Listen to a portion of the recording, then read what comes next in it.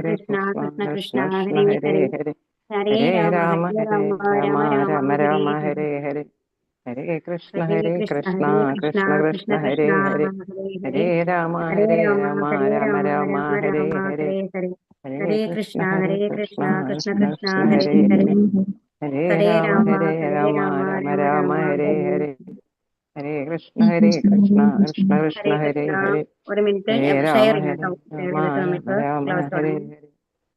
ഹരേ ഹരേ കൃഷ്ണ കൃഷ്ണ കൃഷ്ണ ഹരേ ഹരേ ഹരേ കൃഷ്ണ ഹരേ കൃഷ്ണ ഹരേ കൃഷ്ണ രാമ കൃഷ്ണ ഹരേ ഹരേ രാമ ഹരേ രാമ ഹരേ രാമ രാമ ഹരേ രാമ ഹരേ രാമ രാമ കൃഷ്ണ ഹരേ ഹരേ കൃഷ്ണ കൃഷ്ണ കൃഷ്ണ ഹരേ കൃഷ്ണ ഹരേ കൃഷ്ണ ഹരേ ഹരേ ഹരേ രാമ ഹരേ ഹരേ രാമ രാമ ഹരേ രാമ രാമ രാമ രാമ രാമ ഹരേ ഹരേ ഹരേ ഹരേ ഹരേ ഹരേ കൃഷ്ണ ഹരേ കൃഷ്ണ കൃഷ്ണ കൃഷ്ണ കൃഷ്ണ ഹരേ കൃഷ്ണ ഹരേ കൃഷ്ണ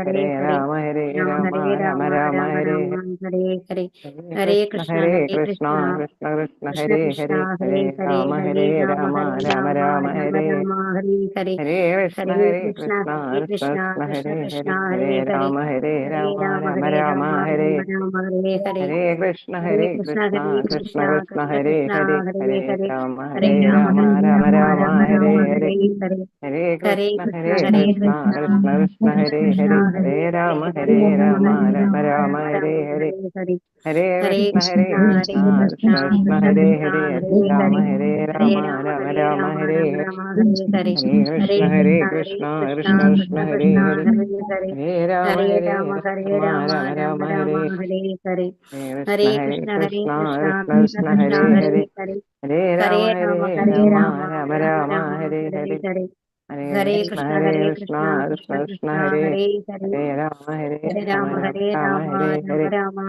രാമ ഹരേ ഹരേ ഹരേ ഹരേ ഹരേ കൃഷ്ണ കൃഷ്ണ ഹരേ കൃഷ്ണ കൃഷ്ണ കൃഷ്ണ ഹരേ കൃഷ്ണ ഹരേ കൃഷ്ണ ഹരേ ഹരേ രാമ ഹരേ ഹരേ ഹരേ രാമ രാമ രാമ ഹരേ രാമ രാമ രാമ രാമ ഹരേ ഹരേ ഹരേ കൃഷ്ണ ഹരേ കൃഷ്ണ കൃഷ്ണ ഹരേ കൃഷ്ണ കൃഷ്ണ കൃഷ്ണ കൃഷ്ണ ഹരേ കൃഷ്ണ ഹരേ ഹരേ ഹരേ ഹരേ രാമ ഹരേ ഹരേ രാമ രാമ രാമ ഹരേ രാമ രാമ ഹരേ രാമ രാമ ഹരേ ഹരേ ഹരേ കൃഷ്ണ ഹരേ കൃഷ്ണ കൃഷ്ണ ഹരേ കൃഷ്ണ കൃഷ്ണ കൃഷ്ണ ഹരേ കൃഷ്ണ ഹരേ ഹരേ ഹരേ ഹരേ ഹരേ ഹരേ രാമ രാമ ഹരേ രാമ രാമ രാമ രാമ ഹരേ രാമ ഹരേ ഹരേ ഹരേ കൃഷ്ണ കൃഷ്ണ കൃഷ്ണ ഹരേ ഹരേ ഹരേ രാമ രാമ രാമ രാമ ഹരേ ഹരേ ഹരേ കൃഷ്ണ കൃഷ്ണ കൃഷ്ണ ഹരേ ഹരേ ഹരേ ഹരേ രാമ രാമ രാമ ഹരേ ഹരേ ഹരേ ഹരേ കൃഷ്ണ. കൃഷ്ണ ഓം കൃഷ്ണ അജ്ഞാനതിമിരാന്തസ്യ ജ്ഞാനാഞ്ജനശലാകയാ ചക്ഷുരുന്മീലിതം യേന തസ്മൈ ശ്രീഗുരവേ നമഃ. കൃഷ്ണ മാതാജി. ചൈതന്യമനോഭീഷ്ടം സ്ഥാപിതം മേന ഭൂതലേ സ്വയം രൂപാ കഥാ മഹ്യം ദദാന്തി സപദാന്തികം വന്ദേഹം ശ്രീഗുരോ ശ്രീയുതപദകമലം ശ്രീഗുരും വൈഷ്ണവാംശ ശ്രീരൂപം സാഗ്രജാതം സഗണരഘുനാഥാനിധം തം സജീവം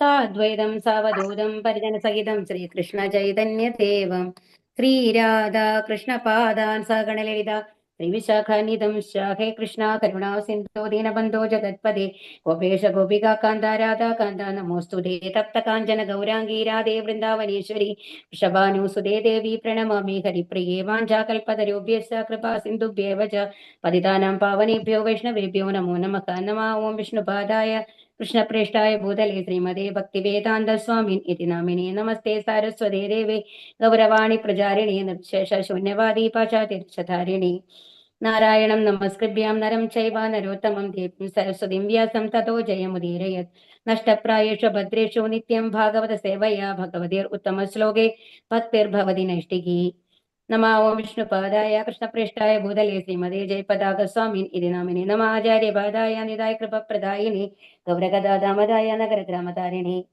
ഹരേ കൃഷ്ണ ജയ ശ്രീകൃഷ്ണ ചൈതന്യ പ്രഭു നിത്യാനന്ദ ശ്രീ അദ്വൈത ഗദാധര ശ്രീവാസാദി ഗൗരഭക്തവൃന്ദ ഹരേ കൃഷ്ണ കൃഷ്ണ കൃഷ്ണ ഹരേ ഹരേ ഹരേ രാമ രാമ രാമ ഹരേ ഹരേ ഹരേ കൃഷ്ണ ശ്രീ ശ്രീ ഹരേ രാധാ ഹരേ കൃഷ്ണ കൃഷ്ണ. കൃഷ്ണ പ്രണവ് മാതാജി ഭഗവത്ഗീത കൃഷ്ണ പഠനത്തിലേക്ക് മാതാജി. എല്ലാവർക്കും സ്വാഗതം. ഇപ്പൊ എത്രാമത്തെ മാതാജി 36ാമത്തെ ശ്ലോകത്തില് കേൾക്കുന്നുണ്ടോ പറയുന്നത്? ഹരേ കൃഷ്ണ കേൾക്കുന്നില്ലേ? ഹരേ കേൾക്കുന്നുണ്ട് കൃഷ്ണ മാതാജി. കേൾക്കുന്നുണ്ട്. ഹരികൃഷ്ണ ഓക്കെ. മാതാജി ഗോകുസ്റ്റം പോയി നെറ്റ് പോയപ്പോ. ഓ പോയില്ലേ? ഹരേ കൃഷ്ണ. ആ ഓക്കെ കേട്ടോ, ഞാനാക്കാം. കേൾക്കുന്നുണ്ട്. ഹരേ കൃഷ്ണ. ഒരു മാതാജി മിനിറ്റ്. മാതാജി ഹരേ ഒരു കൃഷ്ണ. റിക്വസ്റ്റ് ഉണ്ട്, പറഞ്ഞോളൂ. പറയട്ടെ. പറഞ്ഞോളൂ. അതായത് ക്ലാസ് കഴിഞ്ഞതിന് ശേഷം അന്നൊരിക്കൽ പറഞ്ഞു തന്നത് തന്നെയായിരുന്നു. ഭീഷ്മരുടെ മരണം തിരഞ്ഞെടുത്തൊരു ടൈമിങ്ങില് ദക്ഷിണായനം ഉത്തരായണം എന്ന് പറഞ്ഞിട്ട് അന്ന് മാതാജി പറഞ്ഞിരുന്നതാണ്. അത് ഒന്നുകൂടി ഒന്ന് ഓക്കെ. ലാസ്റ്റ് ക്ലാസ് കഴിഞ്ഞതിന് ശേഷം ഒന്നുകൂടി ഒന്ന് പറയാൻ പറ്റുമോ? പറയാം കേട്ടോ, പറയാം. ആ okay. Thank you. Hare Krishna. അപ്പോ ഹരേ കൃഷ്ണ. ഇപ്പോ നമ്മളുടെ എത്രാമത്തെ 36ാമത്തെ ശ്ലോകത്തിൽ എന്താ പറഞ്ഞത്? ഭഗവത്ഗീത എന്താണ് നമ്മളെ പഠിപ്പിക്കണേ എന്നുള്ളതാണ്. അപ്പൊ നമ്മൾ ഒരു മനുഷ്യജന്മത്തിന്റെ ഉദ്ദേശം എന്ന് പറയുന്നത് ഭഗവാനുമായിട്ടുള്ള ബന്ധം പുനഃസ്ഥാപിക്കുക എന്നുള്ളതാണ്, ഭഗവാന്റെ അടുത്തേക്ക് തിരിച്ചു പോകുക എന്നുള്ളതാണ്. അപ്പൊ അതിനു വേണ്ടിയിട്ടാണ് അർജുനന് യോഗമായോണ്ട് മൂടിയിട്ട്, എന്നാൽ അർജുനൻ ശരിക്കും ഒരു ശുദ്ധഭക്തനായിരുന്നു. അതുകൊണ്ട് ഒരിക്കലും ഇങ്ങനെ എന്താ പറയാ ഒരു പല കാര്യങ്ങളും നമ്മൾ പറഞ്ഞു അല്ലെ, ഒരു പാപം വരുമോ എന്നുള്ള പേടി, കുലദോഷം വരുമോ എന്നുള്ള പേടി, അതൊക്കെ അർജുനന് വന്നിട്ടുണ്ടായിരുന്നു അല്ലെ. അതുപോലെ തന്നെ എന്താ പറയാ ഭൗതിക സുഖങ്ങൾ അനുഭവിക്കാൻ സാധിക്കുമോ, അത് എൻജോയ് ചെയ്യാൻ സാധിക്കുമോ, അങ്ങനെ ഒരുപാട് കാര്യങ്ങളാണ്, ഒരു 5 കാര്യങ്ങൾ നമ്മൾ പറഞ്ഞിരുന്നു അല്ലെ, അർജുനന്റെ ദുഃഖങ്ങള് ഭഗവത്ഗീതയില്. അപ്പൊ അങ്ങനെ വരാൻ എന്താണ് കാരണം? അപ്പൊ മുമ്പിൽ നിൽക്കുന്ന ആൾക്കാരുടെ ശരീരവുമായിട്ടുള്ള ഒരു ബന്ധം മാതിരിയാണ് പറഞ്ഞിരുന്നത്. എന്റെ അമ്മാവനാണ്, എന്റെ മുത്തച്ഛനാണ്, അങ്ങനെയൊക്കെയാണ് പറഞ്ഞത് അല്ലെ. അതുകൊണ്ട് അവരെയൊക്കെ ഞാൻ ഇങ്ങനെ ദ്രോഹിക്കും, എന്റെ ഗുരുക്കളെ ഞാൻ ഇങ്ങനെ ദ്രോഹിക്കും എന്നുള്ളതൊക്കെയാണ് അർജുനൻ പറഞ്ഞത്. അപ്പൊ അവിടെ വന്നു കഴിഞ്ഞിട്ട് ഒരു ആത്മാവുമായിട്ടുള്ള ബന്ധങ്ങളെക്കാൾ കൂടുതൽ എന്താണ് നമ്മൾ കാണുന്ന ശരീരത്തോടുള്ള ഒരു ആകർഷണം. ഇന്നാളെന്റെ അമ്മാമനാണ്, അത് ശരീരം വെച്ചിട്ടല്ലേ നമ്മൾ ഐഡന്റിഫൈ ചെയ്യുന്നത് നമ്മളുടെ ഭൗതിക ലോകത്ത്. അപ്പൊ അങ്ങനെയാണ് ഉണ്ടായിരുന്നത്. അപ്പൊ പക്ഷെ എന്തുകൊണ്ടാണ് ഭഗവാൻ അങ്ങനെ ചെയ്തത്? ശുദ്ധഭക്തനായ അർജുനൻ അങ്ങനത്തെ ഒരു ചിന്ത വന്നത്, അത് യോഗമായി മൂടിയതാണ് എന്നുള്ളതാണ് ഇവിടെ പറയുന്നത്. അപ്പൊ അതിന് വേണ്ടിയിട്ടാണ് ശരിക്കും ഭഗവത്ഗീത ഉപദേശിക്കണം അവിടെ. അത് ആർക്ക് വേണ്ടിയിട്ടാണ്? അർജുനന് വേണ്ടിയിട്ടല്ല, നമ്മളെപ്പോലുള്ള ബദ്ധാത്മാക്കൾക്ക് വേണ്ടിയിട്ട്, ഈ ഭൗതിക ലോകത്ത് കഷ്ടപ്പെടുന്ന ആൾക്കാർക്ക് വേണ്ടിയിട്ടാണ്. അപ്പോ അങ്ങനെ അതുകൊണ്ടാണ് ഭഗവത്ഗീത ഉപദേശിക്കാൻ വേണ്ടിയിട്ടാണ് അർജുനന് അങ്ങനത്തെ ഒരു ചിന്ത വന്നത് എന്നുള്ളതാണ് അവിടെ പറഞ്ഞു തരുന്നത് അല്ലെ. ആത്മവിദ്യ അഥവാ ഭഗവാനെ സംബന്ധിക്കുന്ന അതീന്ദ്രിയ ജ്ഞാനം മുഖ്യമായും പ്രപഞ്ചത്തിലെ സർവ്വഭാഗത്തുമുള്ള എല്ലാ ബന്ധപ്പെട്ടവരുടെയും നന്മയ്ക്കായി ഭഗവാനാൽ തന്നെ ഉപദേശിക്കപ്പെട്ടതാകുന്നു. അപ്പൊ എല്ലാവരും നന്മയ്ക്ക് വേണ്ടിയിട്ടാണ് ഈ ഭഗവത്ഗീത ഉപദേശിക്കേണ്ടത്. ഭഗവത്ഗീത ഉപദേശിക്കണമെങ്കിൽ ഒരു കാരണം വേണം അല്ലെ. ആ കാരണമാണ് അർജുനൻ അവിടെ ഒരു ഇൻസ്ട്രുമെന്റ് എന്ന് വേണമെങ്കിൽ നമ്മൾക്ക് പറയാം. ഇനി 37ാമത്തെ ശ്ലോകമാണ് കേട്ടോ.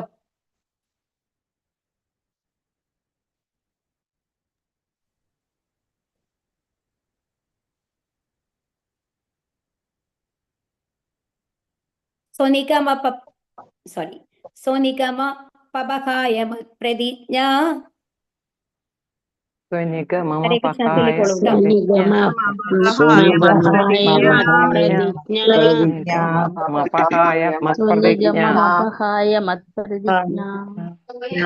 ൃതമധികർത്തുമവപ്ലുതോരഥസ്ഥഃ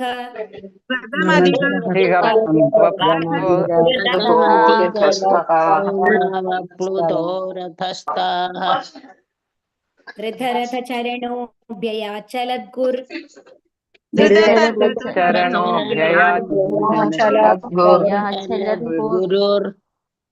ഹരിരിവഹന്തുമിഭം ഗതോത്തരീയഃ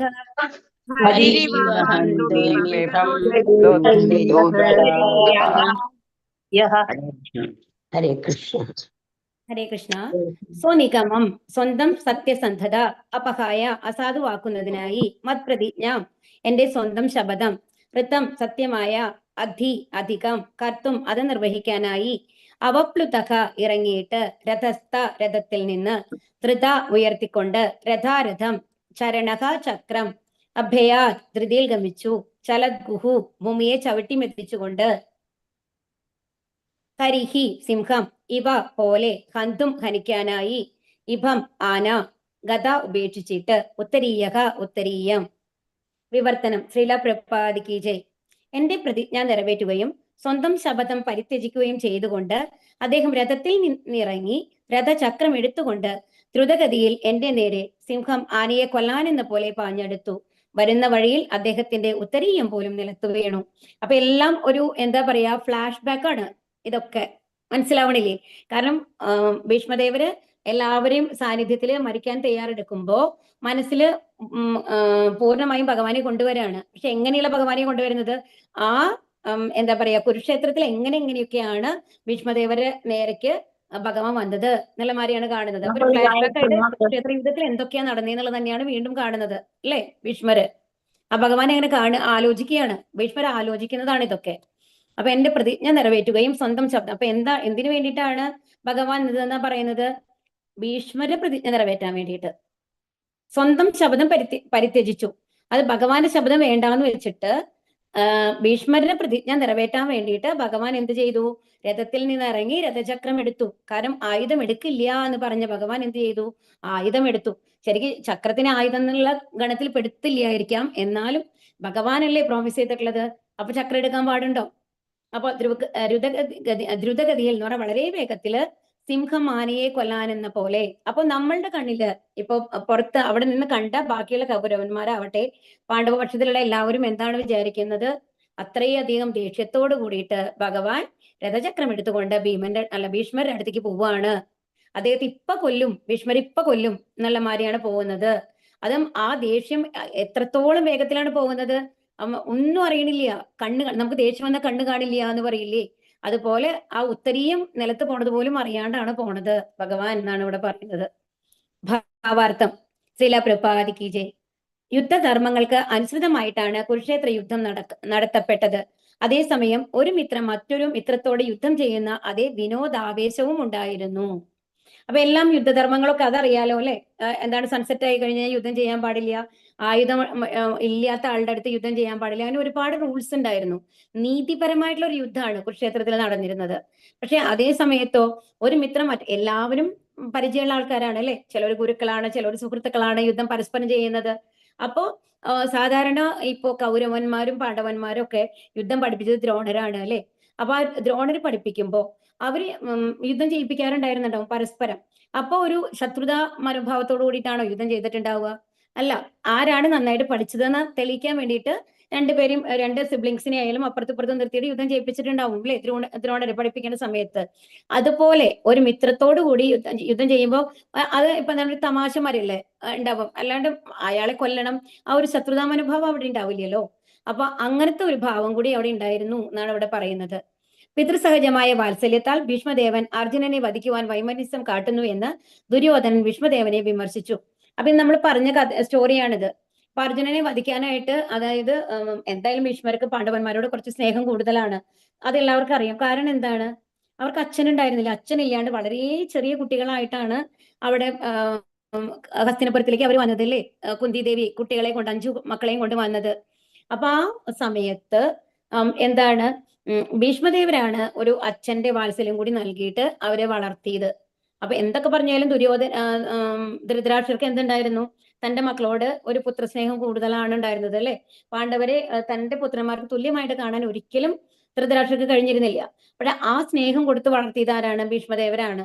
അപ്പൊ അവരോട് കുറച്ച് സ്നേഹം കൂടുതൽ ഉണ്ടാവും എന്നുള്ളത് ദുര്യോധനനുണ്ട്. അപ്പൊ അതുകൊണ്ട് ദുര്യോധനൻ പറഞ്ഞു, അതുകൊണ്ടാണ് പാണ്ഡവരെ കൊല്ലാത്തത്, അർജുനനെ കൊല്ലാത്തത്. അർജുനൻ മരിച്ചു കഴിഞ്ഞു കഴിഞ്ഞാല് പാണ്ഡവർ പിന്നെ ബാക്കിയില്ല എന്നുള്ളത് ദുര്യോധനന് അറിയാം. അപ്പൊ അത് കാരണം കൊണ്ട് ഭീഷ്മദേവനെ വന്ന് വിമർശിക്കുകയാണ്. ഒരു ക്ഷത്രിയന് യുദ്ധനീതിയെക്കുറിച്ചുള്ള അപമാനം സഹിക്കാൻ കഴിയുകയില്ല. ആകയാൽ അടുത്ത ദിവസം 5 പാണ്ഡവരെയും പ്രത്യേകം നിർമ്മിച്ച ആയുധം ഉപയോഗിച്ച് ഹനിക്കുമെന്ന് അദ്ദേഹം ശപഥം ചെയ്തു. നമ്മൾ ഓൾറെഡി പറഞ്ഞതാണ് അല്ലെ. ഇത് കേട്ട ദുര്യോധനൻ സംതൃപ്തനാവുകയും അടുത്ത ദിവസം യുദ്ധത്തിൽ പ്രയോഗിക്കാൻ നൽകുന്നതിനായി അസ്ത്രങ്ങൾ തന്റെ കൈവശം വെക്കുകയും ചെയ്തു. അപ്പൊ എന്ത് ചെയ്തു? ദുര്യോധനൻ പറഞ്ഞു, 5 അസ്ത്രങ്ങൾ ഞാൻ വെക്കാം, നാളെ രാവിലെ തിരിച്ചു തരാമെന്ന് പറഞ്ഞിട്ട് വാങ്ങുകയാണ്. തന്ത്രത്താൽ ദുര്യോധനന്റെ പക്കൽ നിന്നും ആ അസ്ത്രങ്ങൾ അർജുനൻ വാങ്ങിക്കൊണ്ടുപോവുകയും ഇത് ശ്രീകൃഷ്ണ ഭഗവാന്റെ തന്ത്രമാണെന്ന് ഭീഷ്മദേവൻ മനസ്സിലാക്കുകയും ചെയ്തു. അപ്പൊ ഇവിടെ എന്താ ശരിക്കും സ്റ്റോറി എന്നുണ്ടെങ്കിൽ, ഇവര് വനവാസത്തിന് പറഞ്ഞേക്കുമല്ലോ പാണ്ഡവരെ. അപ്പൊ പാണ്ഡവരെ വനവാസത്തിൽ പറഞ്ഞയച്ചു കഴിയുമ്പോ ദുര്യോധനന് എപ്പോഴും ഒരു ഇതാണ്, ഞാൻ വലിയ ആളാണെന്ന് കാണിക്കണം എന്ന് ഭയങ്കര ആഗ്രഹമാണ്. അപ്പൊ എന്ത് ചെയ്യുന്നുണ്ടെങ്കിൽ അവരൊരു ഘോഷയാത്ര പോകും. നമ്മളിപ്പോ ടൂർ പോവാന്ന് പറയില്ലേ ഓരോ സ്ഥലത്തേക്കൊക്കെ, ഒരു ഗ്രൂപ്പായിട്ട്. അപ്പം അവര് ഭാര്യമാരും എല്ലാവരും ഒക്കെ കൂടിയിട്ട് മൊത്തം കൗരവര് ഒക്കെ ചേർന്നിട്ട് ഈ വനത്തിലേക്കാണ് പോകുന്നത്. അപ്പൊ അവിടെയാണെന്നുണ്ടെങ്കിൽ അത് ഇവരെ കാണിക്കും, ഞങ്ങൾ എത്ര ഇതായിട്ടാണ് ഉള്ളത്, എന്താ പറയാ, നമ്മളുടെ പ്രൗഢി കാണിക്കുക എന്ന് പറയില്ലേ, ഞങ്ങൾ എത്ര വലിയ ആൾക്കാരാണ്, എത്ര സുഖ സൗകര്യങ്ങളാണ്, എന്ത് വേണമെങ്കിൽ എപ്പോ വേണമെങ്കിൽ ചെയ്യാം, നിങ്ങൾ കണ്ടില്ലേ ആരും അറിയാണ്ട് ഈ വനത്തിൽ കിടന്ന് കഷ്ടപ്പെടണം എന്നുള്ള ലെവലിൽ. അത് അജ്ഞാതവാസ സമയത്തല്ല, അതിന് മുമ്പാണ് കേട്ടോ. അപ്പൊ അങ്ങനെ വന്നു കഴിയുമ്പോ എന്നിട്ട് അവിടെ ഇവരടുത്ത് തന്നെ തമ്പടിക്കുകയാണ് ഇവര് കാണിക്കാൻ വേണ്ടിയിട്ട്, അർജുനൻ ഈ ഫുൾ കൗരവ പക്ഷത്തിലുള്ള ആൾക്കാരൊക്കെ. അപ്പൊ അവിടെ ഒരു പുഴയുണ്ട്, ലേക്ക്, തടാകമുണ്ട്. അത് യൂഷ്വലി വന്നു കഴിഞ്ഞിട്ട് ചിത്രകേതു എന്ന് പറഞ്ഞിട്ട്, ചിത്രസേനൻ എന്ന് പറഞ്ഞിട്ടുള്ള ഒരു ഗന്ധർവന്റെ അധീനത്തിലാണത്രേ അതുണ്ടായിരുന്നത്. അപ്പൊ അവരാണ് അവിടെ വന്നു കഴിഞ്ഞിട്ട് കുളിക്കും, അപ്സര സ്ത്രീകളൊക്കെ വന്ന് കുളിക്കും, അങ്ങനെയൊക്കെയാണ്. അപ്പൊ ഈ ദുര്യോധനൻ അവിടെ പോയിട്ട് കുളിക്കാൻ ഇറങ്ങുകയാണ്. ഭയങ്കര ഒരു അഹങ്കാരത്തോട് കൂടിയിട്ട് ഇതെല്ലാം എന്റെ സ്ഥലമാണ് എന്നുള്ള ആ ഒരു ഇതില്. അപ്പൊ അവര് വന്നു കഴിഞ്ഞിട്ട് അവര് ദേഷ്യപ്പെട്ട് അവിടെ കുളിക്കാൻ പാടില്ല എന്ന് പറയും. അവര് ജീവിതത്തിനൊന്നും വരണില്ല.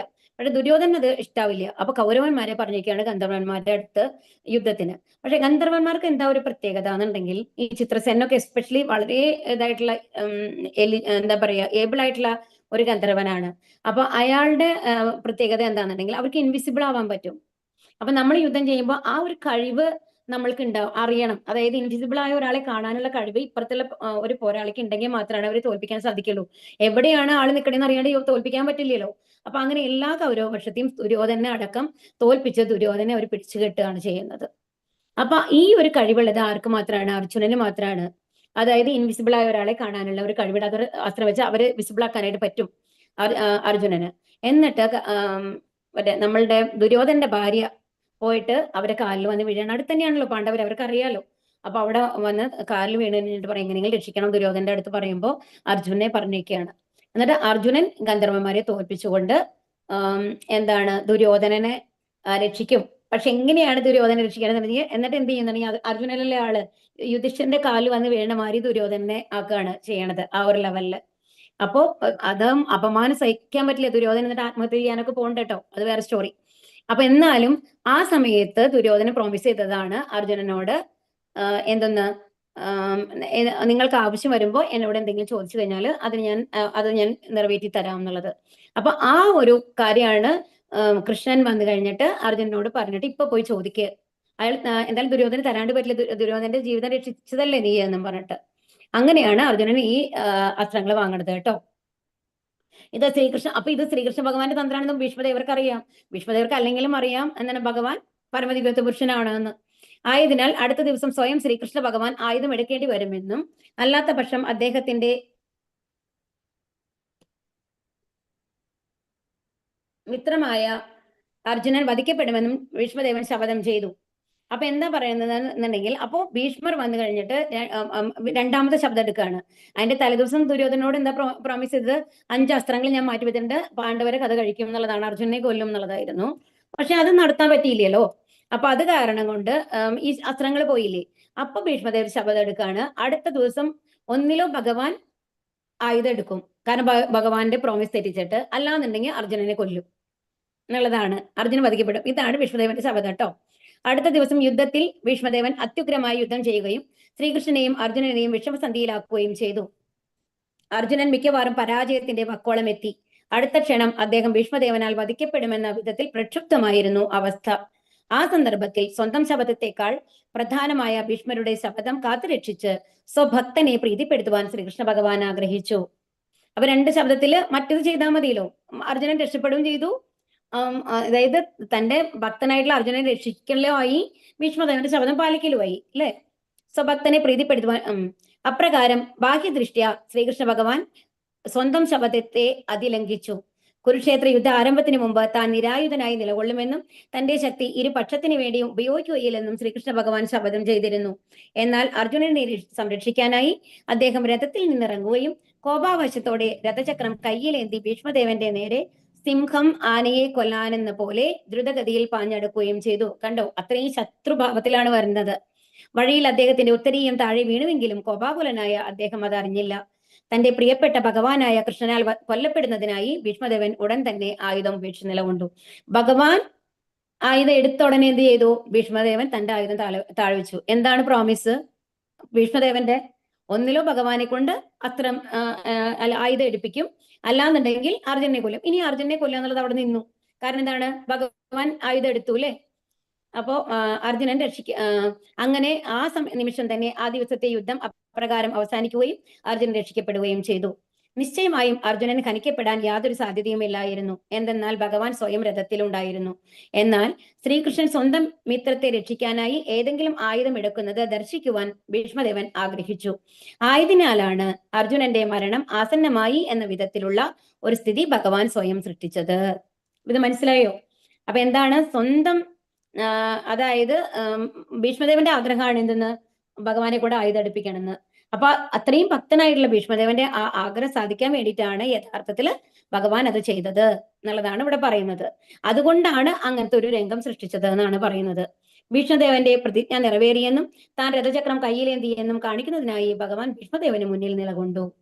ഹരേ കൃഷ്ണ. അപ്പൊ ഭഗവാന്റേത് എന്താണ്?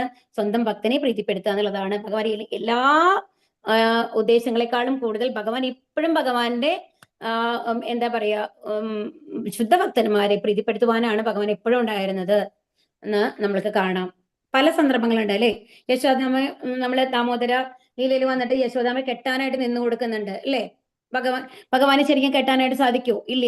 അത് ഒരുപാട് ആദ്യം എന്താ എപ്പോഴും രണ്ട് എന്താണ് പറയാ 2 ഇഞ്ചോ ആ 2 വിരലിന്റെ നീളത്തിലുള്ള കയറ് ചെറുതായിരിക്കും യശോദ കെട്ടുമ്പോ. അത് കെട്ടി കെട്ടി കെട്ടി വയ്യാണ്ടാവുകയാണ് ചെയ്യുന്നത്. അപ്പോഴാണ് ഭഗവാൻ എന്ന് പിടി കൊടുക്കുകയാണ് ചെയ്യുന്നത് കെട്ടാനായിട്ട്. അപ്പൊ അതിലെന്താ പറഞ്ഞത്? ഒരു വിരല് നമ്മളുടെ ഭക്തന്റെ പരിശ്രമം, മറ്റേത് ഭഗവാന്റെ കാരുണ്യാണ്. അപ്പൊ ഭഗവാന്റെ കാരുണ്യം എപ്പോഴാണ് വരിക? നമ്മളുടെ ശ്രമങ്ങൾ ഉണ്ടാവുമ്പോ. അപ്പൊ നമ്മളുടെ ശ്രമങ്ങൾ എങ്ങനെയാണ് നമ്മൾ ചെയ്യേണ്ടത്? ഹരേ കൃഷ്ണ. നമ്മളുടെ ശ്രമങ്ങൾ എന്താ ചെയ്യേണ്ടത്? നമ്മളിപ്പോ ഇതൊക്കെ കേട്ട് കഴിഞ്ഞിട്ട് ഹരേ കൃഷ്ണ മന്ത്രം ചൊല്ലണം. അത് 16 റൗണ്ടാണ് പറഞ്ഞിട്ടുള്ളത്. നമ്മൾക്കിനി എത്ര കാലം ഉണ്ട് നമ്മൾക്ക് അറിയില്ലല്ലോ. അപ്പൊ നിങ്ങളൊക്കെ ഇത്രയും കാലമായിട്ട് ഭഗവത്ഗീത കേട്ട് കഴിഞ്ഞു, ഭാഗവതം കേട്ട് കഴിഞ്ഞു. അപ്പൊ 4ഓ 5ഓ റൗണ്ട് ജപിച്ചിട്ടാണ് ഇപ്പോഴും ഉള്ളതെന്നുണ്ടെങ്കിൽ അത് ഓരോ റൗണ്ടായിട്ട് നമ്മളൊരു ഇത് വെക്കുക. ഒറ്റയടിക്ക് 16 കൊണ്ടുവരണം എന്ന് പറയില്ല. അവിടെ എന്ത് ചെയ്യണം? ഇപ്പൊ 4 റൗണ്ടാണ് ജപിക്കണമെന്നുണ്ടെങ്കിൽ അടുത്ത ആഴ്ചക്ക് ഞാൻ 1 റൗണ്ട് കൂട്ടും എന്നുള്ളത് നമ്മളൊരു നിശ്ചയം എടുക്കുക. അതിന് എത്ര മിനിറ്റാണ് വേണ്ടത്? 7.5 മിനിറ്റാണ് വേണ്ടേട്ടോ. വേണ്ടതുള്ളൂ. 7.5 മിനിറ്റല്ലേ വേണ്ടൂ? ഒരു 7.5 മിനിറ്റും കൂടി ഞാൻ ഭഗവാന് വേണ്ടി നീക്കി വെക്കും. അങ്ങനെ ഒരു ശബദം എടുക്കുക. ഒരു 7.5 മിനിറ്റ്. നമുക്ക് 12 മണിക്കൂർ 13 മണിക്കൂറിൽ ഒരു 7.5 മിനിറ്റ് നമ്മൾക്ക് എക്സ്ട്രാ എടുത്തുകൂടെ ഭഗവാന് വേണ്ടിയിട്ട്? എന്താ നിങ്ങൾ പറയണേ? ഹരേ കൃഷ്ണ. ചെയ്യാൻ സാധിക്കില്ലേ? അങ്ങനെ നമ്മളൊരു ശബദം എടുക്കുക. ഒരു 7.5 മിനിറ്റ് ഞാൻ ഭഗവാന് വേണ്ടി എക്സ്ട്രാ ഞാൻ ചെലവാക്കും ഈ അടുത്ത ആഴ്ച.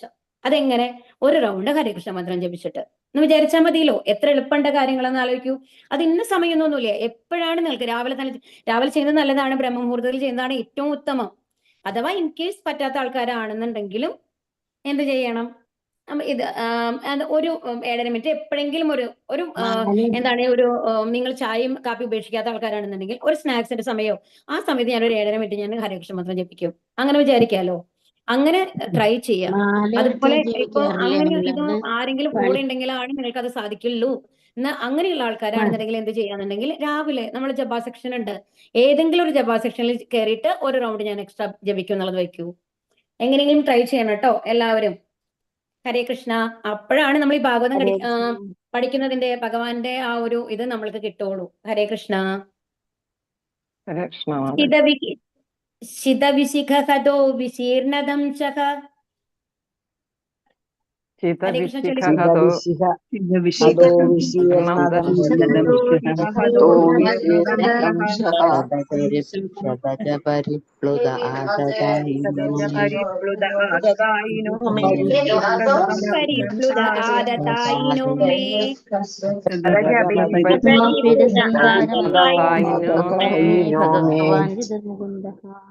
പ്രസഭമപി സസാരമദ്വഥാർത്ഥം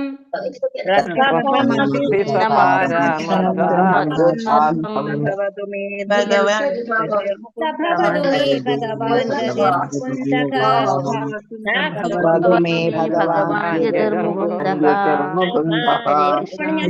ശേഷം ആ ലൈൻ റിപ്പീറ്റ് ചെയ്യാട്ടോ. അല്ലാതെ എനിക്ക് പറയുമ്പോ അത് ശ്ലോകം വായിക്കണ മാതിരിയേ ഉണ്ടാവില്ല നമ്മള്. അതുകൊണ്ട് ഒരു തവണ പറഞ്ഞു നിർത്തിയതിനു ശേഷം നിങ്ങൾ ആ ലൈൻ മാത്രം വായിക്കുക.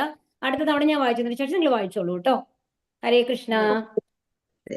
ശീത മൂർച്ചയേറിയ, വിശിഖ ശരങ്ങൾ, ഹതഹ മുറിവേൽപ്പിക്കപ്പെട്ട്, വിശീർണദംശക കവചം ചിന്ന ഭിന്നമായി, ക്ഷതജ മുറിവുകളാൽ, പരിപ്ലുതഹ രക്തത്താൽ അഭിഷേകം ചെയ്യപ്പെട്ട്, ആദതായിനക മഹാ അക്രമി, മേ എന്റെ പ്രസവം ക്രോധഭാവത്തോടെ, അഭിസസാര പാഞ്ഞടുക്കാൻ ആരംഭിച്ചു, മദ്വധ അർത്ഥം എന്നെ വധിക്കുക എന്ന ഉദ്ദേശത്തോടെ, സഹ അദ്ദേഹം ഭവതു ആയിത്തീരട്ടെ, മേ എന്റെ ഭഗവാൻ പരമദിവ്യോത്തമ പുരുഷൻ, ഗതിഹി പ്രാപ്യസ്ഥാനം, മുകുന്ദക മോക്ഷം പ്രദാനം ചെയ്യുന്നവൻ.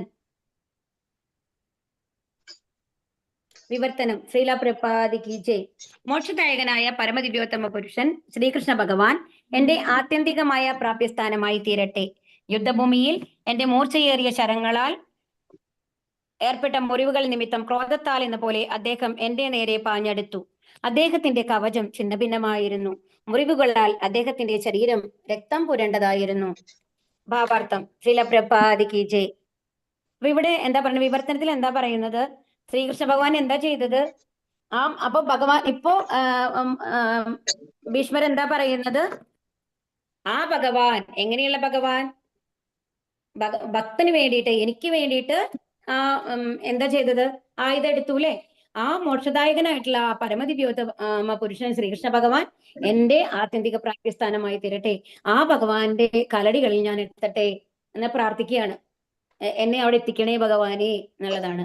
യുദ്ധഭൂമിയിൽ എന്റെ മൂർച്ചയേറിയ ശരങ്ങളാൽ ഏർപ്പെട്ട മുറിവുകൾ നിമിത്തം ക്രോധത്താൽ എന്ന പോലെ. അപ്പൊ ഒരുപാട് നമ്മൾക്ക് ദേഹത്തിൽ എന്തെങ്കിലും ഒരു മുറിവ് വരുമ്പോഴേക്കും നമുക്ക് ദേഷ്യം വരും അല്ലെ? അത് വേറെ വല്ലവരും നമ്മളെ ഉപദ്രവിക്കുകയാണെങ്കിലോ അപ്പൊ എത്ര ദേഷ്യം ഉണ്ടാവും? ആ ഒരു പൂർണ്ണ ക്രോധാണ് അദ്ദേഹത്തിന്റെ മുഖത്തിൽ കണ്ടിരുന്നത് ഭഗവാന്റെ. അത് യഥാർത്ഥ അല്ല കേട്ടോ. ആക്ച്വലി അദ്ദേഹം അത് നമ്മളെ കാണിക്കുന്നത് മാതിരിയാണ് അതുള്ളത്. അദ്ദേഹം എന്റെ നേരെ പാഞ്ഞെടുത്തു. അദ്ദേഹത്തിന്റെ കവചം ഛിന്ന ഭിന്നമായിരുന്നു. മുറിവുകൾ അദ്ദേഹത്തിന്റെ ഫുൾ എന്താണ്, രക്തം ആയിരുന്നു ഭഗവാന്റെ ദേഹം മുഴുവൻ എന്നാണ് ഇവിടെ പറയുന്നത്. ആ ഭഗവാനോട് എന്താണ് പ്രാർത്ഥിക്കുന്നത്? കാലടികളിൽ എന്നെ സ്വീകരിക്കൂ എന്നുള്ളതാണ് ഇവിടെ പറയുന്നത് ഭീഷ്മര്. ഭാവാർത്ഥം രണ്ടാം ഗണത്തിൽ ഭീഷ്മദേവനും ശ്രീകൃഷ്ണ ഭഗവാനും തമ്മിലുള്ള ഇടപെടലുകൾ രസകരമാകുന്നു. എന്തെന്നാൽ ശ്രീകൃഷ്ണ ഭഗവാന്റെ പ്രവർത്തനങ്ങൾ അർജുനനോട് പക്ഷപാതപരവും അതേസമയം ഭീഷ്മദേവനോട് ശത്രുതാപരവുമായി തോന്നിപ്പിക്കുന്നു. എന്നാൽ യഥാർത്ഥത്തിൽ ഇവയൊക്കെ മഹാഭഗവത് ഭക്തനായ ഭീഷ്മദേവനോടുള്ള സവിശേഷമായ പ്രീതി പ്രകടിപ്പിക്കാൻ ഉദ്ദേശിച്ചുള്ളതാകുന്നു. ഒരു ശത്രുവിന്റെ ഭാഗം അഭിനയിച്ചും ഒരു ഭക്തന് ഭഗവാനെ സംപ്രീതനാക്കുവാൻ കഴിയുമെന്നതാണ് ഇത്തരം ഇടപഴകലുകളിലെ വിസ്മയകരമായ വിഷയം. ഭഗവാൻ നിരപേക്ഷനാകയാൽ ഒരു ശത്രുവിന്റെ വേഷപ്പകർച്ചയിലുള്ള തന്റെ ശുദ്ധ ഭക്തനിൽ നിന്ന് പോലും സേവനം സ്വീകരിക്കാൻ അദ്ദേഹത്തിന് കഴിയും. ഭഗവാന് ശത്രുക്കൾ ആരും ഉണ്ടാവാൻ കഴിയില്ലെന്ന് മാത്രമല്ല, ശത്രുക്കളെന്ന് വിളിക്കപ്പെടുന്നവർക്ക് പോലും അദ്ദേഹത്തിന് ഹാനി വരുത്തുക സാധ്യമല്ല. അതറിയാമല്ലേ? നമ്മൾ എത്രയോ അസുരന്മാരെയാണ്. ഇപ്പൊ നമുക്ക് ഭഗവാൻ ഇങ്ങനെയാണ്, ശത്രുതാഭാവത്തിലുള്ള ആൾക്കാർക്ക് പോലും എന്താണ്, ഏത് ഭാവത്തിൽ വേണമെങ്കിലും ഭഗവാനെ പ്രാപിക്കുക എന്നുള്ളതാണ്. നമുക്ക് പൂതനയുടെ കഥ അറിയാം അല്ലെ? പൂതന എങ്ങനെയാ വന്നത്? വിഷം കൊടുക്കാനാണ് വന്നത് ഭഗവാന്. പക്ഷെ ആ വിഷത്തിനെ എങ്ങനെയാണ് ഭഗവാൻ സ്വീകരിച്ചത്? മുലപ്പാലായിട്ടാണ് സ്വീകരിച്ചത്. എന്നിട്ട് ഒരു അമ്മയുടെ സ്ഥാനം കൊടുക്കുകയാണ് ചെയ്യുന്നത് അല്ലെ? അപ്പൊ അതുപോലെ ഏത് ഭാവത്തിലുള്ള ആൾക്കാര് ഏത് ഭാവത്തിൽ ഭഗവാനെ സമീപിച്ചു കഴിഞ്ഞാലും ഭഗവാന്റെ കയ്യിൽ നിന്ന് മോക്ഷം കിട്ടും എന്നുള്ളതാണ്. ഭഗവാൻ ഒരിക്കലും ഹാനി വരുത്തുവാനായിട്ട് അവർക്ക് സാധ്യമല്ല. എന്തെന്നാൽ അദ്ദേഹം അജിതൻ അഥവാ അപരാജിതനാകുന്നു.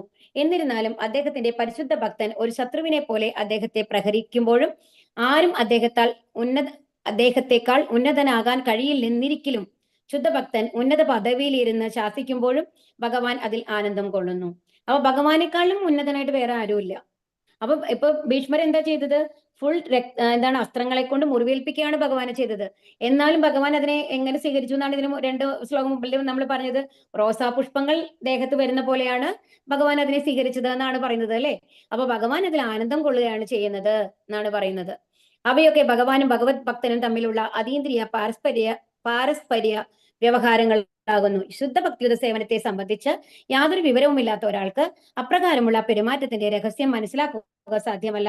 നമ്മൾ എന്താ പറയുക? കണ്ടു, ഭീഷ്മർ വന്നിട്ട് ഭഗവാൻ ഒരു സാധാരണ മനുഷ്യൻ മാത്രമാണ്, അല്ലെങ്കിൽ ഒരു ഭഗവാനായിട്ടുള്ള ഒരാളെ ഇങ്ങനെ മുറിവേൽപ്പിക്കാനായിട്ട് സാധിക്കൂ എന്നാണ് ഒരു സാധാരണ കണ്ണുകൊണ്ട് കാണുമ്പോൾ നമ്മൾക്ക് തോന്നുക അല്ലെ? ഒരു ധീര യോദ്ധാവിന്റെ ഭാഗമാണ് ഭീഷ്മദേവൻ അഭിനയിക്കുന്നത് കണ്ടോളൂ കേട്ടോ. ആകയാൽ സാമാന്യ നേത്രങ്ങൾക്ക് ഭഗവാനെ മുറിവേറ്റു എന്ന് തോന്നിക്കുന്ന വിധത്തിൽ മനഃപൂർവ്വം അദ്ദേഹം ഭഗവത് ശരീരത്തെ ശരങ്ങളാൽ തുളച്ചു. എന്നാൽ വാസ്തവത്തിൽ ഇതെല്ലാം അഭക്തരെ വിഭ്രമിപ്പിക്കുവാനായിരുന്നു. ഭഗവാന്റെ സർവം ആത്മീയമായ ശരീരത്തെ ക്ഷതമേൽപ്പിക്കുവാൻ സാധ്യമല്ല. നയനം ചിന്തന്തി ശസ്ത്രാണിയിലെ.